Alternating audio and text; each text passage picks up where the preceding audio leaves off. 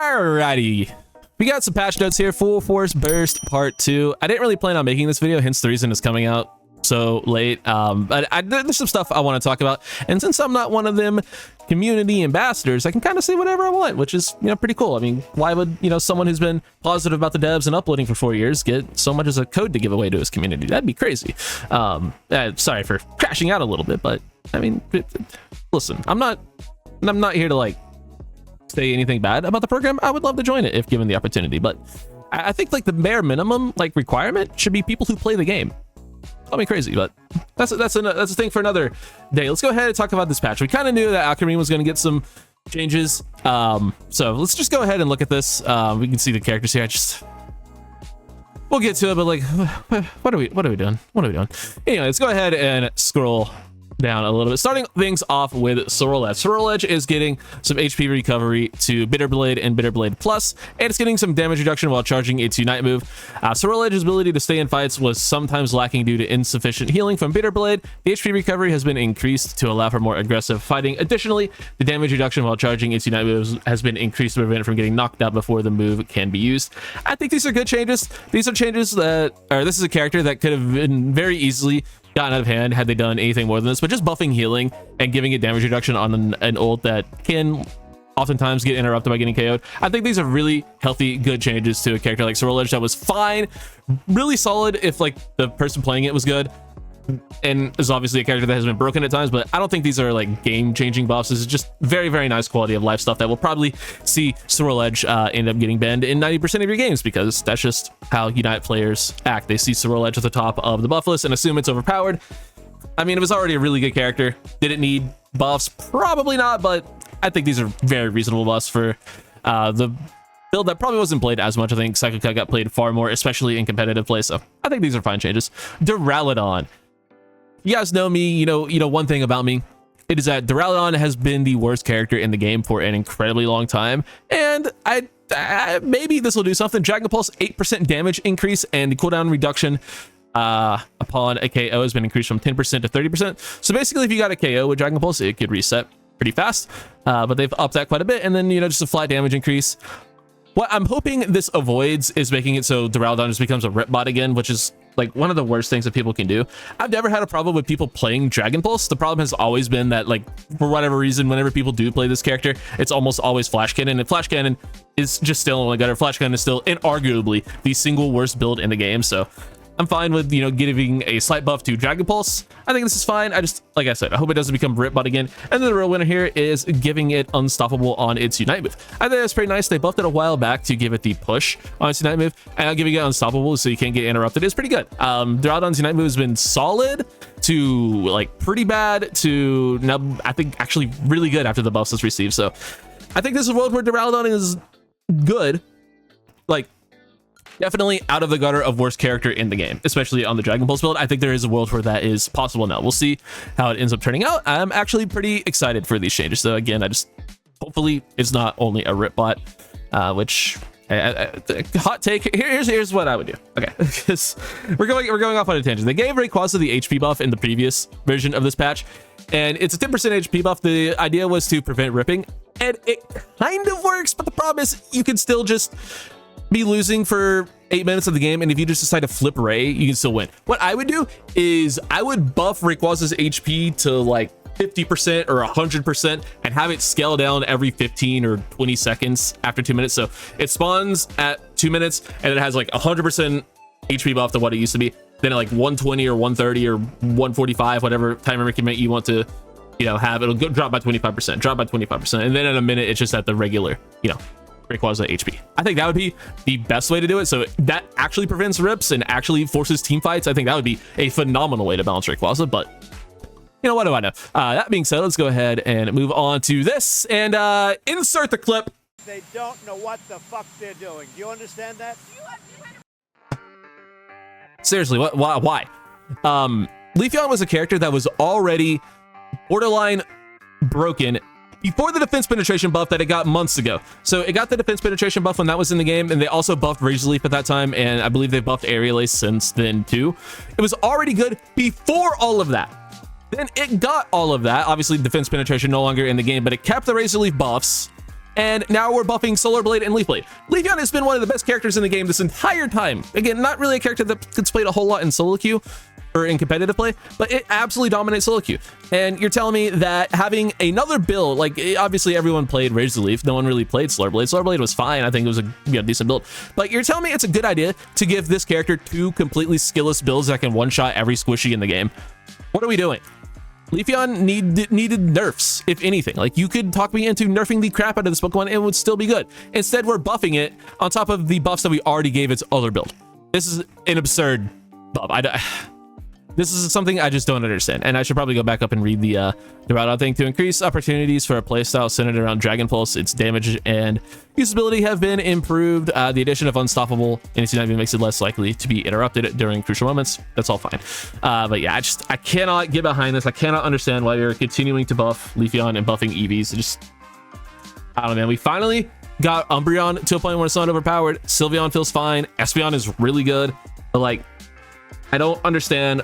Like, why can we not just have, or Glaceon is still completely overpowered too, by the way. Forgot about that guy for a second, but like, what?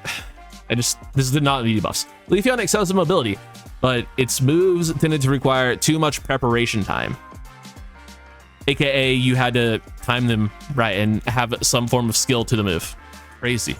Increasing the damage of a quickly charged Solar Blade and improving the turnover rate of Leaf Blade allows it to fulfill the role as a speedster more effectively. Yeah, so you're saying it allows it to one-shot everything in the game with both movesets. This is what you're getting at. Stupid buff. Stupid buff. Did not need it. All right, here we go. Alcremie. I knew this character was going to get buffed. I initially, upon release and playing it for the first time, thought, yeah, okay, this character desperately needs buffs. Then I started playing Decorated a little bit more. I'm like, this move's actually pretty good. And well, here we are, and it got giga buffed. I do love the stat changes, so I got HP increases as well as defense and special defense increases. That is all fine and dandy. Charm had its damage increased from 98% to 73% increase. Charm lowers attack, I'm pretty sure. I think that's what it does. I think it's just like, whatever, they buff Charm. That's cool, I guess. Or is that a nerf? That might be a nerf. I don't know. Whatever. They did something to Charm. Sweet Scent, its move startup time has been reduced, so it would land and would take a second, so it just activates quicker. That's good. Recover, HP recovery has been increased by 35%. I don't think this is what the move needed. I think the move needed some sort of mechanic that let it be easier for teammates to find. It's still going to be really hard to find and really hard to use in team fights, but it heals a lot more now, so that's cool, I guess. And this character actually has insanely good scaling with like special attack specs, so I can see Recover actually being really solid. But again, the problem is it's really, really hard to use in chaotic fights like Ray, so I don't know how good Recover is going to be. But Decorate added an effect where when used on an ally, the user also gains a shield that does not deal additional damage. So how it works is basically Trick and Helping Hand wrapped into one. It gave a shield that increased damage for the person that had it while their shield is active. Now it just gives the user a shield too. Alcremie gets a little bit of shield, but it doesn't do increased damage. I think that's a good buff. And then for the Unite move, Fluffy Cream Supreme, what a name. The HP recovery has been increased by 25%. Very solid, just a lot of heals. The shield amount after the move ends increased from 20 to 30%. And the movement speed increase after the moves end has increased from 30 to 40%. As a supporter, Alcremie's overall stats have been significantly improved to better assist allies and make it harder to knock out. Especially its durability and healing capabilities have been enhanced to increase its stability in teamfights. I'm a little bit worried about this. They didn't really change any of the stats on Decorate, so I think that's fine. Yeah, it's not as like egregious as I thought it would be. They didn't. I was worried mainly about Decorate buffs going crazy, and I think this is just a fine Decorate change. So that's cool. They didn't change Dazzling Gleam at all. And Sweet Scent didn't get a damage buff at all. So those are the things I was kind of worried about. We already talked about Recover, but I don't think it's going to be that big of a deal. And even like, who cares if it heals a lot? Like, no one plays supporters in games anyway, and even if they do, now this character is going to get banned because it's a new character, and people ban new characters, and people ban the things I see at the top of the buff bars. So yeah, this character is probably going to get banned a lot. That being said, I think these are fine changes, but I would caution any more. I think the Unite move change is the big winner here. Obviously, I want to talk about a little bit more about after because it's a new guy, but yeah, it's just, you know, it's the Unite move is fine. The problem with the Unite move that I have is, why can't I use my eject button during it? Because I have to rely so much on where my teammates are, and if my teammates run out of the area, and that's a little bit rough. So like, why can't I eject during it? Let me eject or potion during my Unite move. That'd be great, but yeah, can't do that. Moving on, Blissey got some nerfs to its safeguard. Shield increased by 10% and its cooldown went up. Does absolutely nothing. Character still broken. Blissey's ability to support allies was exceptionally high, frequently creating situations that were difficult for the opposing team to counter. Therefore, the shield has been decreased and the move's cooldowns has been increased. Cooldown nerfs, excuse me, do absolutely nothing to change characters like this, and the shield decreasing by 10% is fine. The main reason you use safeguard isn't necessarily for the shield, it's for the cleanse. Like if you see a big hit coming your teammates' way, you throw it on them, so they get, you know, they can avoid any stuns or whatever. Like you see a Pikachu jumping into the fight, you just throw your safeguard on so they don't get volt tackled, or, you know, something along the nature of like a Alola Ninetales or what have you. It's you know, it's reasonable to decrease the shield, and that could be significant because once the shield runs out, the effects run out, so they are no longer unstoppable. But it also doesn't last for a super long time, so it's a fine nerf to the shield, but like the cooldown nerf does absolutely nothing. I think this character is still going to be incredibly good, and the whole time Eggs has still been a really good build, but Safeguard Helping Hand I think is still going to be pretty solid. Armarouge gets a Psyshock damage decrease of 10%. Armarouge was able to deal high damage safely from a distance, and Psyshock in particular was more powerful than anticipated. Its damage has therefore been reduced to give other Pokemon more opportunities to withstand its attacks and counters. So a character was good at what it was designed to do. What? I guess that makes sense because I want to be more of like a close range character, especially I'm assuming this was nerfed because of Fire Spin.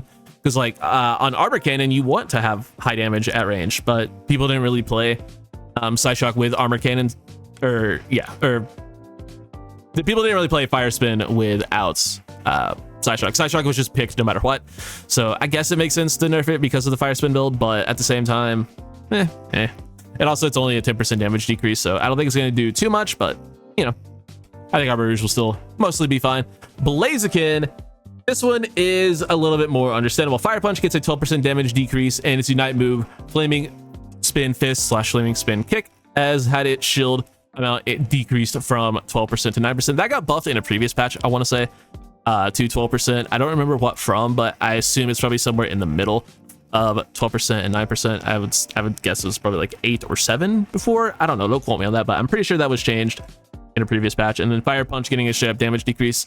The shield from its Unite move had provided high durability, allowing Blaziken to consistently deal high damage while being difficult to knock out. The shield amount has been adjusted, and the damage of Fire Punch has been decreased. So, you know, still a good character. Obviously, Overheat's still going to go crazy. I love Fire Punch. It's going to be a slightly worse Pokemon. I think other all-arounders will probably get picked more than it, but I think it's still going to be pretty good. It's just Sor Edge might have that crown as the second best all-arounder because, once again, another patch that Mimikyu didn't get touched in.